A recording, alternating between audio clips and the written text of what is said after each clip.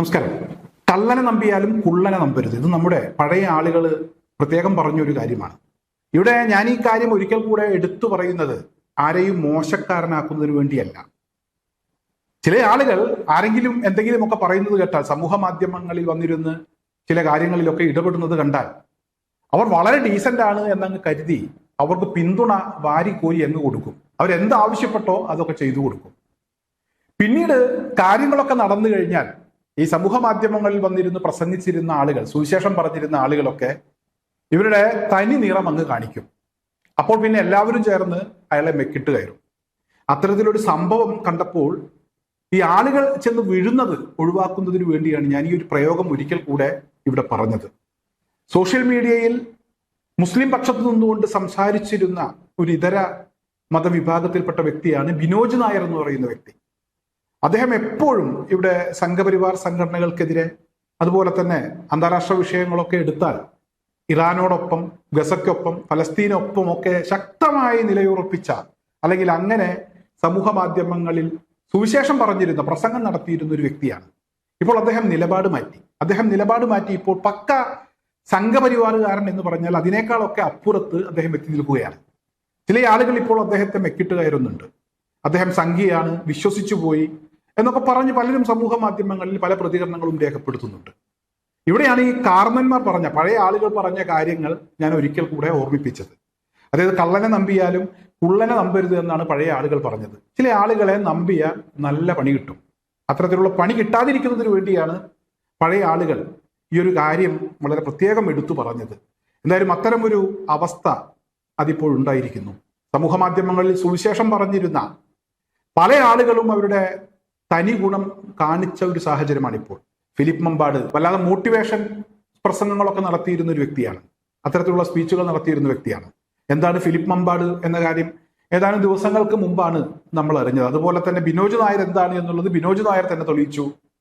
അത്തരത്തിൽ ഒരുപാട് ആളുകളുണ്ട്. ഏതെങ്കിലും ഒരു വിഭാഗത്തിൽപ്പെട്ട ആളുകളല്ല, പല വിഭാഗത്തിൽപ്പെട്ട ആളുകൾ. അവർ പലപ്പോഴും ഇവിടെ ആളുകളെ കൂടെ നിർത്തുന്നതിന് വേണ്ടി ഒരു നിലപാട് സ്വീകരിക്കും. കാര്യങ്ങളൊക്കെ നേടിക്കഴിഞ്ഞാൽ അവർക്ക് മതി എന്ന് തോന്നുമ്പോൾ അവരുടെ ശരിയായ നിലപാട് എന്താണ്, ശരിയായ രീതി എന്താണ്, ആരെയാണ് അവർ പിന്തുണക്കുന്നത് എന്നൊക്കെ അതുവരെ പിന്തുണച്ചിരുന്ന ആളുകൾക്ക് അവർ കൃത്യമായി പറഞ്ഞു കൊടുക്കും, അല്ലെങ്കിൽ അത് കാണിച്ചു കൊടുക്കും, തനി ഗുണം കാണിച്ചു കൊടുക്കും. എന്തായാലും ഇത്തരക്കാരെ അന്ധമായി വിശ്വസിക്കാതിരിക്കുക എന്നുള്ളതാണ് ഇതിനുള്ള ഏക പോംവഴി. ഇപ്പോൾ സമൂഹ മാധ്യമങ്ങളിൽ ഞങ്ങൾ അയാളെ പിന്തുണച്ചു, അയാളുടെ ചാനൽ ഇനി അൺഫോളോ ചെയ്യാൻ പോകുന്നു എന്നൊക്കെ പറഞ്ഞ്, അല്ലെങ്കിൽ അങ്ങനെ ചെയ്യണം എന്നൊക്കെ പറഞ്ഞ് ഒരുപാട് ആളുകൾ രംഗത്തുണ്ട്. ഞാൻ അറിയുന്ന ചില ആളുകൾ, എനിക്കറിയാവുന്ന ചില ആളുകൾ, അവരൊക്കെ പിന്നീട് നിലപാട് മാറ്റിയിട്ടുണ്ട്. എന്തായാലും ആരെയും ഇന്നത്തെ കാലത്ത് അങ്ങനെ അന്ധമായി അങ്ങ് വിശ്വസിക്കേണ്ട, പിന്തുണക്കണ്ട. ഇവിടെ മുസ്ലിം പക്ഷത്തുള്ള ആളുകൾ, അതുപോലെ തന്നെ മറ്റിതര വിഭാഗത്തിൽപ്പെട്ട ആളുകൾ പലപ്പോഴും ജാതി, മതം, വിശ്വാസം എന്നീ വിഷയങ്ങളുമായി ബന്ധപ്പെട്ടൊക്കെ പലപ്പോഴും കലഹിക്കുന്നത് കാണാം. ഇവിടെ ഈ ഒരു പക്ഷവുമായി ബന്ധപ്പെട്ട് ഏതെങ്കിലും പള്ളിയിലെ ഉസ്താദോ അല്ലെങ്കിൽ പള്ളിയിലെ അച്ഛനോ പൂജാരിയോ ഒന്ന് കൃത്യമായി അവരുടെ ആ ചര്യകളൊക്കെ പിന്തുടരുന്ന, ആചാരാനുഷ്ഠാനങ്ങൾ കൃത്യമായി ചെയ്തു പോകുന്ന ആളുകളൊന്നും പരസ്പരം കലഹിക്കുന്ന രീതിയിലുള്ള ഒരു പ്രതികരണവും സമൂഹ മാധ്യമങ്ങളിൽ നടത്താറില്ല. പിന്നെ പരസ്പരം തല്ലിക്കുന്നതും കലഹിക്കുന്നതും ഇത്തരത്തിലുള്ള ചില കുറുക്കന്മാരാണ്. രണ്ടുപേരെയും തമ്മിൽ തല്ലിച്ച് അതിൽ നിന്ന് കിട്ടുന്ന വരുമാനം കൊണ്ട് ജീവിക്കുന്ന ആളുകൾ. അവരാണ് ഈ പ്രശ്നങ്ങളൊക്കെ ഉണ്ടാക്കുന്നത്. പ്രശ്നങ്ങൾ ഉണ്ടാക്കുന്നതിന് വേണ്ടിയാണ് അവർ സംസാരിക്കുന്നത്. അവരുടെ ജീവിത മാർഗം പരസ്പരം പ്രശ്നങ്ങളും അതുപോലെ തന്നെ അടിപിടിയും ഒക്കെ ഉണ്ടാക്കുക എന്നുള്ളത് തന്നെയാണ്. ബിനോജ് നായരുടെയൊക്കെ നേരത്തെ അയാൾ ചെയ്തിട്ടുള്ള ഒരുപാട് വീഡിയോകളുണ്ട്. ആ വീഡിയോകളിലൊക്കെ അതിനടിയിൽ തെറിവിളിയുടെ ഒരു പൂരമായിരിക്കും. ഏതെങ്കിലും ഒരു വിഭാഗം, നേരത്തെ സംഘപരിവാർ സംഘടനകളുമായി ബന്ധപ്പെട്ടുള്ള ആളുകളായിരുന്നു തെറിവിളിച്ചിരുന്നത്, ഇപ്പോൾ മറ്റൊരു വിഭാഗമാണ് തെറിവിളിക്കുന്നത്. എന്തായാലും പരസ്പരം അങ്ങോട്ടും ഇങ്ങോട്ടും തല്ലിക്കുക, അതിലൂടെ ജീവിത മാർഗം കണ്ടെത്തുക എന്നുള്ളതാണ് ഇവരുടെയൊക്കെ ഒരു രീതി. ആരോടും ഒരു ആത്മാർത്ഥതയുമില്ല. എന്തായാലും ഇവിടെ ആത്മാർത്ഥമായി മതപരമായിട്ടുള്ള വിശ്വാസവുമായി ബന്ധപ്പെട്ടുള്ള ആചാരാനുഷ്ഠാനങ്ങൾ ചെയ്തു പോരുന്ന ആളുകൾ, കൃത്യമായി ആ ചര്യ പിൻപറ്റുന്ന ആളുകൾ, മതവിശ്വാസവുമായി ബന്ധപ്പെട്ട ആ ചര്യ പിൻപറ്റുന്ന ആളുകൾ ഒരിക്കലും പരസ്പരം കലഹിക്കുന്നതിന് വേണ്ടിയുള്ള പ്രതികരണങ്ങൾ നടത്തില്ല. അത്തരത്തിലുള്ള പ്രതികരണങ്ങളുമായി അവരൊരിക്കലും സമൂഹ മാധ്യമങ്ങളിൽ വരാറില്ല. ഇവിടെ എത്രയോ മതപണ്ഡിതന്മാരുണ്ട്, കൃത്യമായി അറിയാവുന്ന.